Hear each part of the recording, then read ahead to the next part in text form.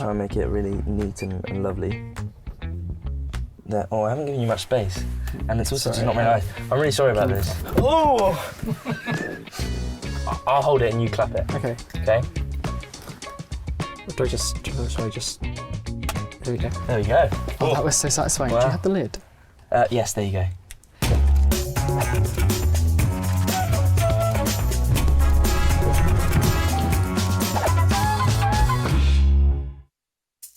Hi, my name is Kit Connor. And I'm Joe Locke. And we're going to take you around a tour of London to show you our favourite places.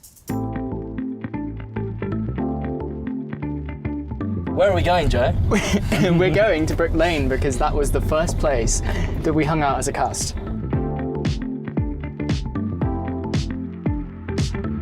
You see that? It's Brick Lane. It's just so cool.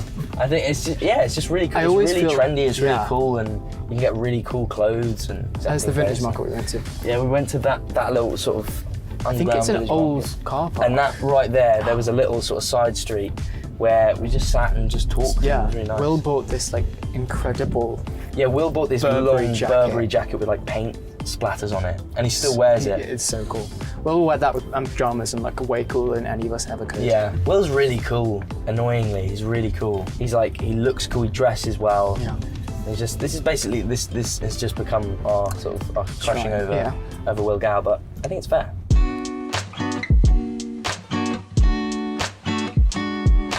What were the early days on set like? Did everyone get on immediately? Was it awkward?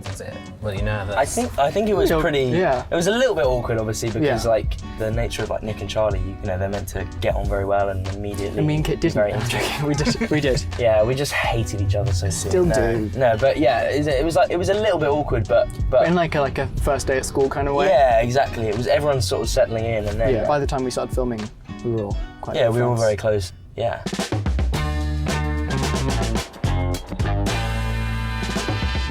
Figure out where we are. We're in Holborn. Beautiful. Not Holborn if you're American. See, I always call it Holborn, but I'm not American, so. But is it Holborn? Holborn, yeah. So acting. How did you get into acting? I used to always every time I wasn't at school, on Saturdays I would through 2 acting classes and then 1 after school, and then doing some amateur show. Heartstopper was my first professional thing, and it was just an open call. So they wanted someone new to play Charlie, and then I auditioned, and then managed to get it. That's wild. It's really weird. It's feels weird talking about it because still not a real thing. It's like a fairy tale, yeah. Yeah, it is. It's right now, the life I'm living, it's always been my dream to one day do that. And I feel very, very lucky. I think a lot of it is just luck. And a little bit of talent as well, but a lot of talent. He's got a little Flatter bit. me. Joe's is very much deserving of it. I've been quite lucky in the sense that I've quite slowly kind of built up my career in a sense, sort of stepping stones. I couldn't imagine how insane it would be for Joe, for example, to suddenly go straight into the lead All down immediately. to you. I'd be like, who's that person? What are they doing? That's the director, Joe. Yeah. What does action mean? So obviously we just drove through Soho, Yes. which is arguably the sort of heart of London's LGBT Yes. community. Coming into Heartstopper, it's a really, really important piece of work for LGBT kids and stuff. How does it feel to be involved in something so ingrained in a specific community? It's great that we're able to tell the story. Yeah, I think it's just an honour, really, to be honest, because it's so. I honestly think it's such an impactful thing and such a proper honour to be a part of it and to be able to bring it to the people, especially on Netflix, which is such a massive stage and World. for so many people to be able to see it. It's also great that it'll be in countries that maybe are early on in their journey to acceptance. Yeah, so Netflix has such a huge reach. It's the perfect place for it. Where are your favourite places in London?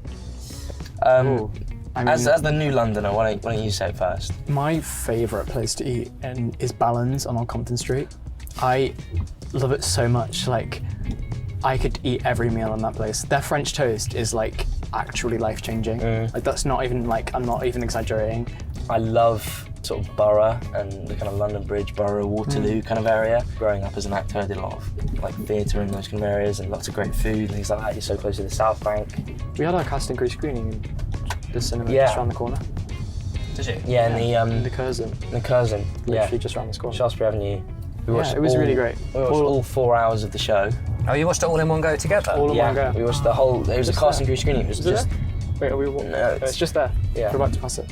Is it weird watching yourselves? Yes. Yeah, especially like I was watching like the kissing scenes. My mum sat here and Kit sat here, so Yeah. it's just a really strange experience. Just all like a holding huge hands, cinema yeah. screen. No, because it is. I don't like watching myself at all. So the fact that I was able to sit through like Heartstopper twice, I was able to sit through the whole thing twice, Yeah. is testament to like how much I like it. Because I generally, Rocketman maybe I can sit through because I'm not in it for that long. Right. But then if I'm in it for more than a quarter of the episode or film, yeah, I can't sit through that at all. It's hard when you're a star, isn't it, Kit? What does the like huge reaction the show gets feel like? It's been mental, It's really, great. because I mean, it's crazy. yeah. It's a lot, but it's cool. Yeah, and we're so lucky because of the fact that it's like, you know, based on ours like previous work that it's already got that fan base already. So Yeah. they care so much about the comics that, you know, when we are making the show, they're just so excited for anything that comes out. Do they recognise you when you're out and about? Sometimes I think you like go to like Waterstones or something and just sit by the. Although I went to sit by the Waterstones, I Heartstopper. Waterstones yesterday to like buy a book for someone. And then, oh look, the Heartstopper stand. No, I'll just stand here for like half an hour and just see if. Oh yeah, that's me actually. Yeah. you know full well that is the opposite of what It's I do. not. Yeah, no. I think you do just sort of walk into it sometimes. Yeah. Yeah, but I think it's really cool. You know, anytime Yeah. I do see like people who recognise me or anything, it's cool. You know? Kit leaves the house in cap and sunglasses. So. No, but not because of that. Just because I just like doing that. I can't lie. I wear sunglasses. This has sort of become a thing that I wear sunglasses. It's very Posh Spice of you. Well, I mean that's exactly what I was going for. Yeah, but it's like it's strange because when that first happened, I then felt a little bit insecure wearing sunglasses. So it would be a really sunny day, and I'd be like, yeah, but if someone takes a picture of me, then it's just going to be like I'm never going to hear the end of it.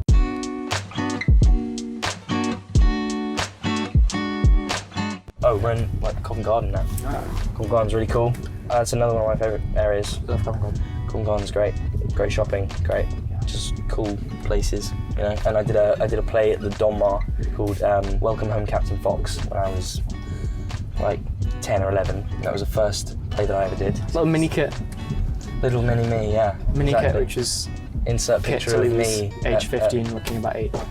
Yeah, I've always had a baby face, like a really, really bad baby face. So like when we first got cast, they had my picture from when I was about like probably 14, 15. That was his headshot on the wall in the makeup room. And apparently the whole makeup team was just like, I don't think you cast the right person. He's just really young. Like, really appreciate that. Yeah.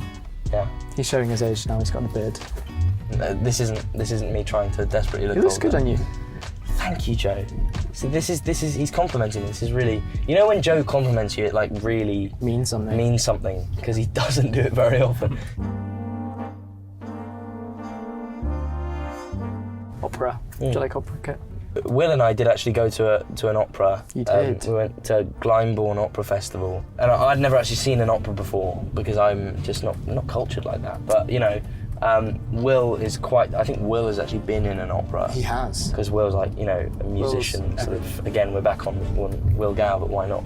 I can't say I'm an opera fan. Yeah, I can't actually remember the I name love of musicals, but I'm not an opera Do fan. you? What are your favourite musicals? Well, it's like picking between my children. I love The Colour Purple. It's my favourite novel, and it's my favourite musical. My favourite musical at the moment is Frozen. Genuinely, I've seen it twice. It's so good. Really? It's so good. Like I went in thinking like it'll be like a Disney musical, so it'll be great, but it like won't be anything like actually good. But it was actually like genuinely Wow. like the stage effects are like insane. That's Frozen. Best show in the West End at the moment. Would you like to be in a musical? Can either of you sing? I sing a little bit. Like He played Elton John. He can sing. Oh yeah. I sing a little bit, but not very. Like, I'm not trained. I'm not very. I'd love to be in a musical. I just don't know if I have the voice. See, I need to up my game with musicals because I haven't actually seen that many musicals. I've never seen Les Mis. I feel like because I know it's never going to close.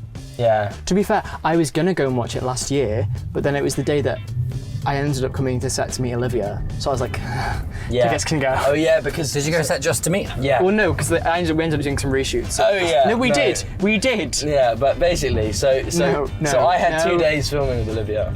I had 2 days filming, and they were It's going to tell the best story days like ever. as if I tried to muscle in his days. But it was no, it wasn't like that at all. But it was originally meant to be Olivia and I filmed for 2 days, and then on the second day, I think Joe was essentially like, I would like to meet her, obviously. They ended up scheduling it so that Joe had some. No. That's not what happened. Okay, Joe's going to tell you what happened. What happened was I wasn't supposed to meet her, and then I got a call in the morning of the second day being like, we might have to do the reshoots from pickups of the just before the rain scene in the hallway. Right, yeah. And then they were like, so you'll get to meet Olivia, and I was like, well, if that happens, that would be amazing. And then they called me at like 3, being like, yeah, can you come in? The question of the ages is, does anyone believe that? Does anyone believe that? A different day. You weren't like, you weren't like on the phone to your agent like, get me. I didn't have the confidence to do that. Yeah, exactly. But it was overall a very nice day as well. Yeah, it was really nice. We'd been filming for the day, and then you came and had a little chat, and it was just, it was a really nice day. Because Olivia's just lovely. I was going to say, what's she like? She's just amazing. So like effortlessly good, It was almost scary to act alongside her because it was just like, oh my. You had that scene that all the fans are very excited about, which is the like coming out scene. Yeah, I love She has such a good scene. That's my favourite It scene. made me cry and cry. Yeah. And when I first read that scene, I was like, in tears. So that's the thing. When we first were shooting that scene, we were reading it through because before every scene we sort of read through the lines, and normally you go like 50%, and then suddenly I saw like a tear like stream down Olivia's face, and I was thinking, like, oh my god, like I need to up my game right now because that's what she's doing on the read through. Like, yeah, I think I got a tear out in the first take. I was like, yes, okay, that's me. I'm done. The great thing about the shot is that you can basically see it from anywhere in London. Yeah. Like I'll literally be at home in Croydon, and you can see the. Can you actually? Yeah. Really? You can see it from South London quite easily actually.